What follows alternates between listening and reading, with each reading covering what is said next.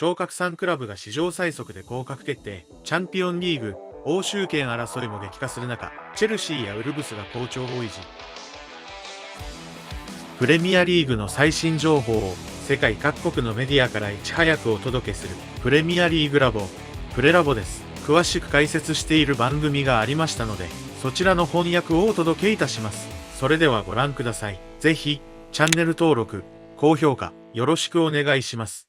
Well, following on from midweek, 5 Premier League games on the way, followed by the FA Cup semi-final between Crystal Palace and Aston Villa. Joe Hart and Steph Houghton are with us. Eddie Howe was back in the dugout at St James's Park. His Newcastle side looking to stay on course for a top 5 finish against Ipswich, who knew anything but a win would see their relegation confirmed. Commentary from Steve Barrett. It's great to see you back on Match of the Day. What's it been like with everyone welcoming you back? Have you really felt the love today? Yeah, I've been very much in game mode, so you don't necessarily open yourself up to it, but I'm very aware that people have been very kind and very warm with me, and it's hugely appreciated. He came back in training the other day and he said he was going to be a bit more quiet and probably not as energetic, and then he'd already stopped training within 30 seconds and was giving him a bit. So, it was great to have him in. As I said, he's a leader, he holds us to with standards, and I thought we did a great job while he was away, because he is a big miss. Kieran, first of all, I guess you knew it was coming, but the relegation now confirmed. What are your emotions after that? There's a time to speak on these things today, the mathematical, completion, it doesn't change too much. We've been through the emotions and we're looking to the future. How big a boost is this win for the Champions League race? Is it something psychological now to be in third place? It's going to go right down to the wire, I guess. It will go down to the wire, I think. I think that the important thing today is we bounced back from last week, which was a disappointing defeat. But we've been very consistent, and it's a real good return to a positive result. Now we have 4 huge games. We're frustrated with the first yellow card, to be honest, and I think it changes the game. Ben's running at the last man, he knocks it past him, Dan Burn sticks his leg and his knee out, and there's probably minimum contact, but there's contact there. I don't think Ben has taken a dive in his life unless someone shows me something from his previous career. I don't think he's got it in him. So, yeah, I think it was an unnecessary yellow card. So it was goalless when they were reduced to 10, Ipswich. So frustration that they were reduced to 10, and frustration that the first yellow card was for diving. Yeah, you used the word diving there. I think this is why I really want to go into this, because Kieran McKenna's just been very clear on how he feels about it, and I want to explain what's gone on here, because diving and yellow cards in simulation, there's so much more to it. At full speed here, Johnson is absolutely flying. He's flying at Dan Burn. He's looking to score a goal, 0-0 like we say. And even in this replay, is there contact? I don't think there is. I really don't think this is a foul. But I want to tell you why Johnson goes over. Once he's in this position, he knocks it around Dan Burn. Dan Burn's the biggest player on the pitch, strongest player on the pitch. That big left leg coming out as Johnson's in full flow. His instinct as a human being when he sees that is to brace for impact. And at this moment, he's hitting that leg. But Dan Burn does so well here, that slight movement just to pull his leg away. But Johnson's already made that commitment in his head. I'm bracing myself for impact. I'm going to minimise the injury here. And down he goes. And then we're going to see it again at a decent speed, and we're going to realise how well the referee does to see this.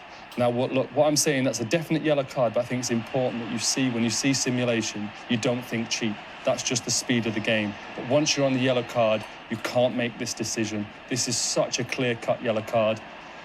And what it does early on in the game, 37th minute, your team are down to 10 men, you're struggling, and you're going to lose the game quite comfortably. So actually there's quite a subtle difference there. That's a very reasonable explanation of it. Yeah, he did go over without being touched, but there's a reason for it. Yeah, it's not cheating. He's not looking to cheat the game. There's definitely moments in a football game where you see it and people go down, they roll around, but that was just at full speed, a human instinct to see a block and get yourself out the way. And Dan Burn does so well to remove that left leg. Do you agree with it? Because that's annoyingly persuasive, that argument. Yeah, he's persuaded me all afternoon. Yeah. So, I think for me the frustrating thing is his touch is so good to get past Dan Burn. I think if he can actually get on the end of that touch, it's got Livramento coming around the back, and I think then you've probably got more of a chance of getting a penalty in that area with contact. So I understand what Joe's saying, but I think for me, I want players to be able to try and get past these players and create goal-scoring opportunities. No doubts about the penalty either?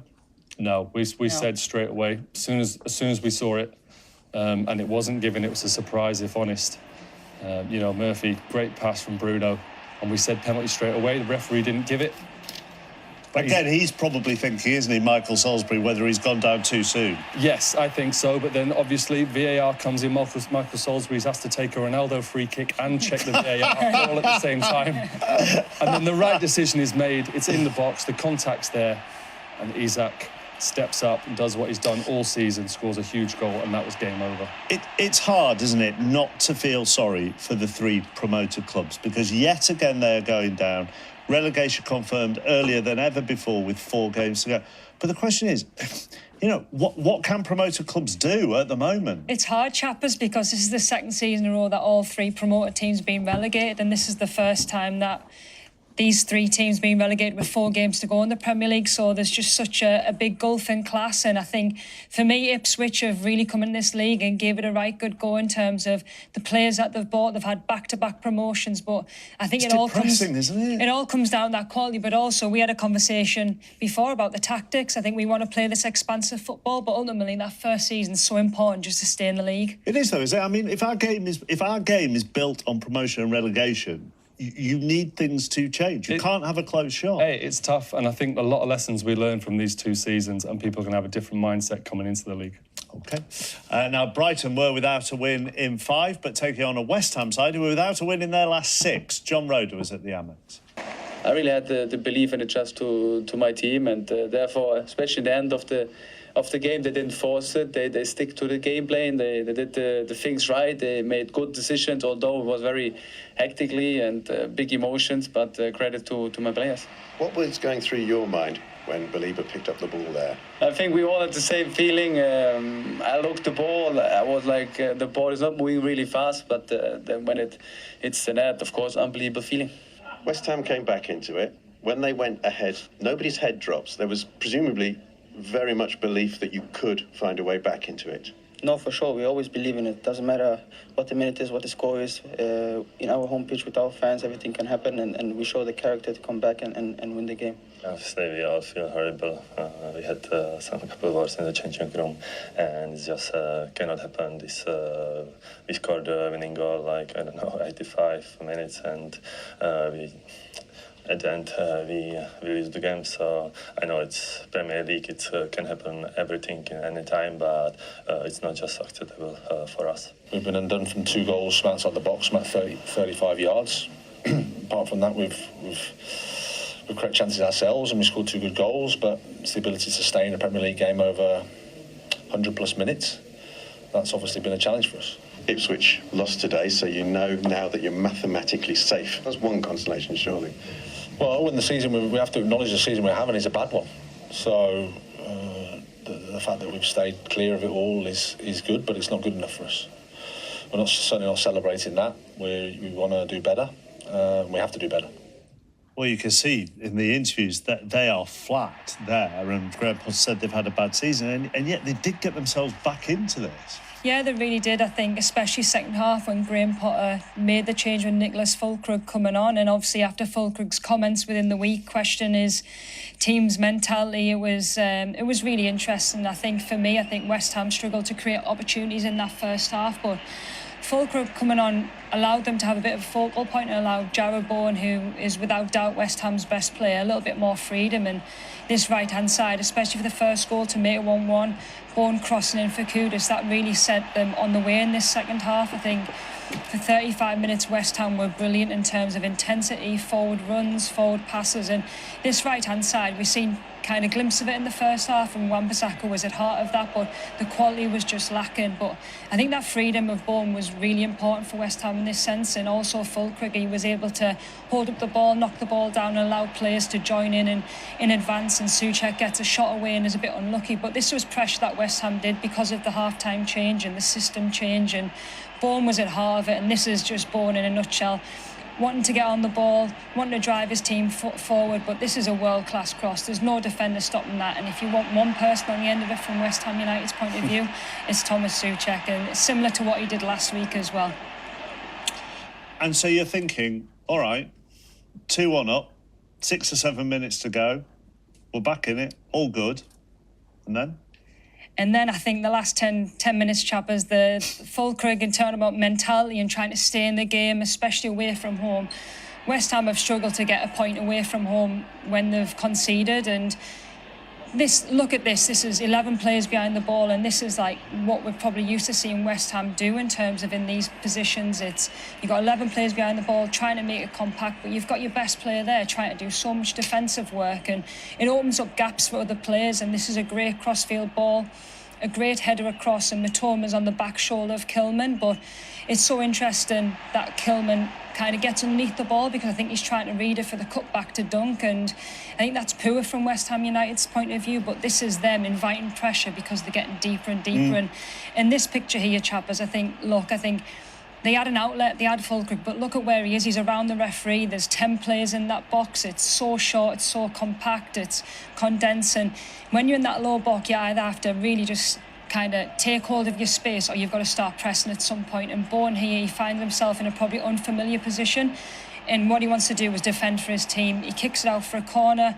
but the worrying thing here for me is the mentality and the leadership and the organisation, and players are not even looking at the ball when Brighton take this short corner. And I think for me, not really doing anything, not really pressing, not really getting organised when they come out. And Carlos Baleba had a great game. Normally plays in midfield, but playing at centre-half today, played really well against the likes of Bourne, and kudos, but what an absolutely great strike from a centre-half / midfielder. He had so much time and space. The finish is great.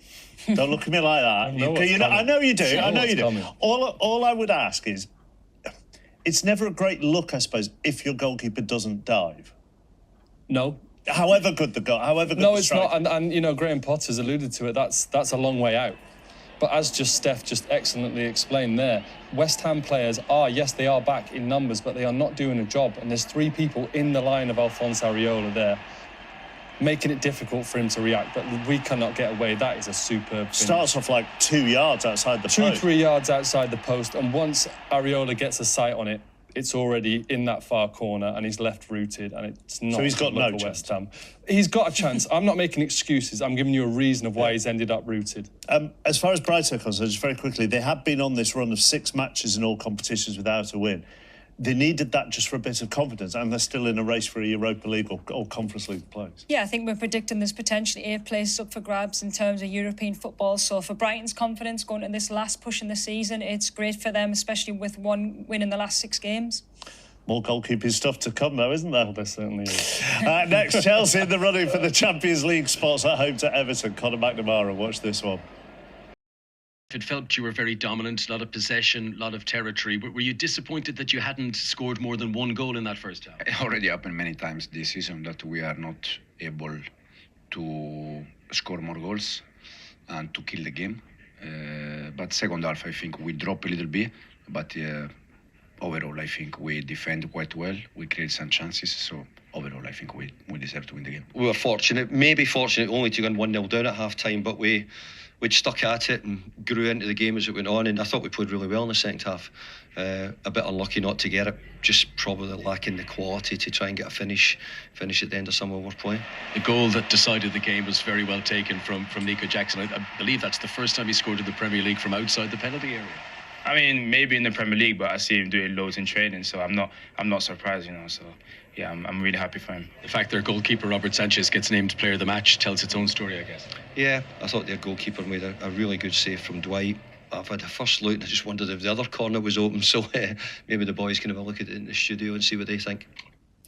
Well, we'll get on to that in a little while, what the studio think. But what the studio thought, first of all, starting with you, Joe, is that Everton tried something a little bit different. Yeah, they looked like they were up for trying a little bit new today, a little bit more expansive, which is easier said than done, and as that proves in the first 20 minutes. Ball into Mikalenko here. We've seen many times an Everton team flip it into the corner and play for territory, sorry. But instead, he decides to go into Njai. He's got options to go back, but if you're going to play, you need an option and then another option. You need to be playing chess. The whole team needs to be on board with it. And once he decides to go into him, Garner has to make himself available. And Chelsea realised they're starting to play a little bit of football today, but there's only one option.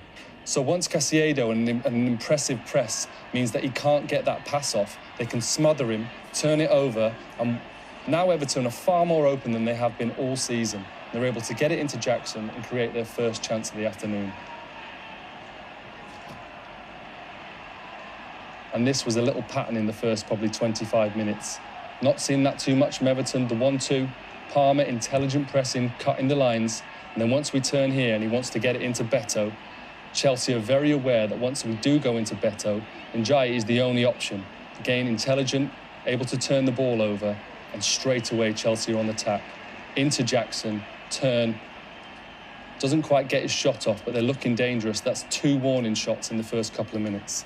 I think as well, this is something that Chelsea have definitely worked on in the week. I think that press initially, but when Beto's receiving the ball, it's about aggressive pressure, but also Jackson's positioning. I think when you're so expansive and you play out, that position's important and allows you to get on the half turn, allows you to have a little bit more breathing space to get your shot away. And from this angle here, you see Chalobah getting really aggressive, but the position of Enzo, it's not just about admiring your pass, it's about getting back, it's about helping your defenders, but also blocks a passing lane there. And once they win the ball back, it's so simple just to pass it to Jackson's feet. But from here, it's a great finish for someone that's been out injured for a while. And you can see from Jordan Pickford's reaction, he's not very happy with how it's gone. Because every time it's played into someone's feet, you can't just have the one option.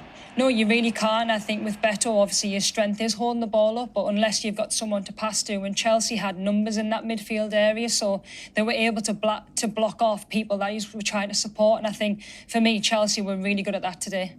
On to our next goalkeeping masterclass. Yeah. There are often 2 sides, aren't there, to Robert Sanchez, and we kind of saw it again today. Yeah, and he's proven it through the season, and there's question marks around him. There's no doubt about that. And a lot of that is embodied in this game today. When you've got a top-end goalkeeper, you need someone who's going to keep the drama to a minimum. And Robert Sanchez, this is not the first time we've seen it in the season, and it's not the only time we'll see it in the game. Getting involved, making late decisions, his defenders not quite knowing what he's doing. He manages to get the ball there, but could have easily given away a penalty. Second half, ball spoons up. Chelsea players are thinking, is Robert coming? Is he going to catch it? What's he going to do? And that's really difficult in a young team, because you need that experienced goalkeeper who's going to keep the calmness. But there's a reason that Robert Sanchez plays for Chelsea, and there's a reason that he's in the Premier League, because he's an incredible saver of a football.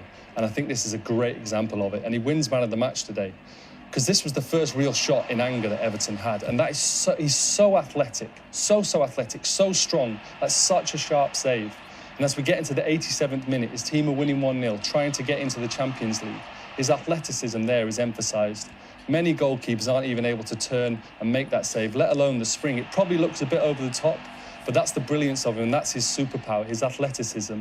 And look, credit where it's due, he won his team the points today. I'm not sure Dwight McNeil could have gone the other way, could he? As David Moyes Would have been a bit of a worldie if he could, I think. Very simply, if you've got a goalkeeper who's a great shot stopper like that, but looks a bit wobbly when coming for the ball, can you as a centre-half try and protect your goalkeeper in some way, as in take more charge of certain parts of the box? Yeah, I think for me, I think it's about just keeping things simple and allowing that kind of confidence and knowing what your goalkeeper's good at. And I think for someone that's really good at taking crosses, it's allowing him to be able to do that. And obviously, for me, it's about communication and making sure that he's mentally kind of switched on as much as possible.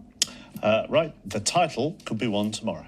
To bottom side, Southampton against Fulham, still hoping to be in the mix for the European places. Jonathan Pearce was at this one.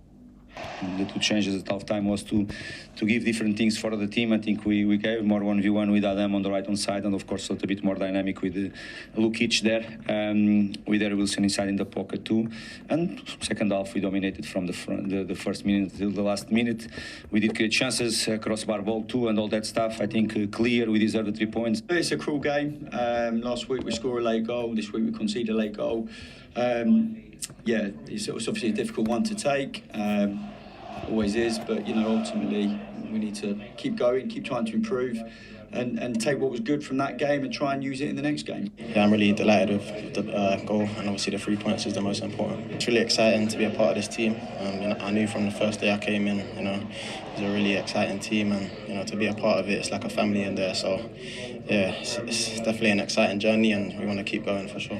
Of course, we are playing final after final and after final. It's going to be like that every single week from now, and the importance of these 3 points, they are really big for us. They are massive. I cannot hide that. Now we have to prepare well another final against Villa. Every game is a big game for them between now and the end of the season. But as Marco Silva said at the start of that little run of interviews, the substitutions made a difference, made them more dynamic. Yeah, he's given himself a little pat on the back there, hasn't he? But he was right, fair play. As a manager, didn't start the 2 players that really impacted the game, but they came on and changed it. Smith Rowe and Traore coming on.